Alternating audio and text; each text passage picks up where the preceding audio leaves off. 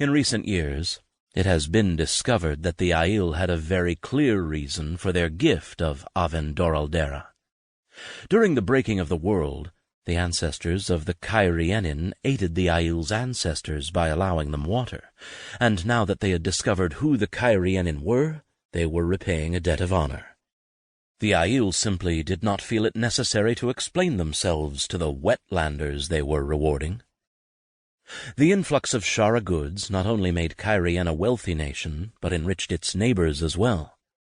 For the first time, the land had a source for goods that would compete with the sea-folk merchants. Such good fortune seemed, at least to the Cairienin, to herald a new era of prosperity. No one knew that the Aiel's gift contained the seed for yet another bloody war. Nations did fight wars, but few lasted more than a year or two. The nations along the Blight border seldom entered these. They had the Blight and Trollocs to fight. Others, however, have long histories of these small wars between them, most notably Andor and Cairien, Tyr and Ilian, Tyr and Cairien, and Arad Doman and Tarabon. Over the years, the Children of the Light gained control of Amadisia, ruling in all but name. But they did nothing without the approval of the Lord Captain Commander of the Children of the Light.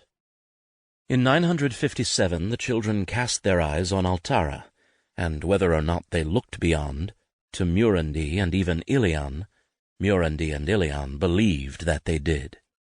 The result is known to the children as the Troubles, to the rest of the world as the White Cloak War. Lord Captain Pedro Niall, later to be chosen Lord Captain Commander, took the lead for the Children of the Light, while Matin Stepaneos, King of Ilian, headed the opposition. While it is true that Niall won the great majority of the battles, indeed capturing Matin Stepaneos at the Battle of Soramain, where only the bravery of the Ilianer companions enabled the bulk of the Ilianer army to escape the trap, in the end the children could not swallow so much at once.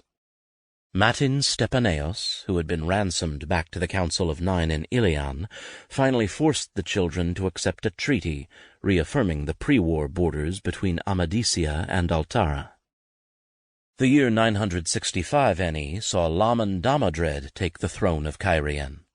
War resumed between Andor and Cairien to continue with only a minor break until 968. Other nations also had their problems as the millennium drew toward a close. Ilian and Tyr went to war once more in 970, and the hostilities lasted almost 6 years, although some writers divide the intermittent fighting into 3 separate wars. In addition, the enmity between Cairien and Andor had become constant. Even the marriage of Taringale Damadred of Cairien, nephew of King Laman, to Tigraine, the daughter-heir of Andor, only granted a temporary peace. The political marriage was reportedly not a happy one, especially for Tigraine. In 972 she disappeared, and the reigning queen, Mordrellin, died with no heir, triggering an internal struggle for succession that ended in Morghese Trakand taking the throne.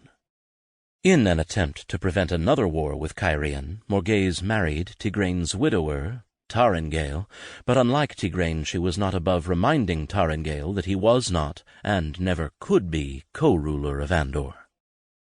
A pebble slipping on a mountain top can begin an avalanche, even when it was right and necessary that the pebble slip.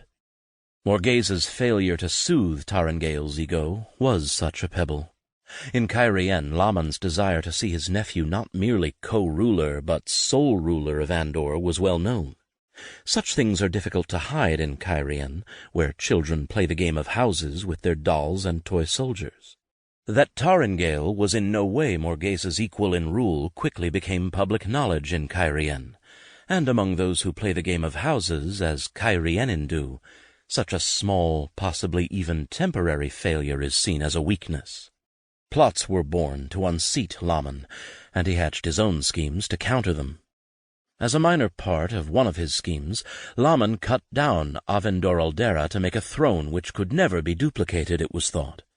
The tree was cut down, and the avalanche began. The Aiel War. The destruction of Avendoraldera brought a war beyond anyone's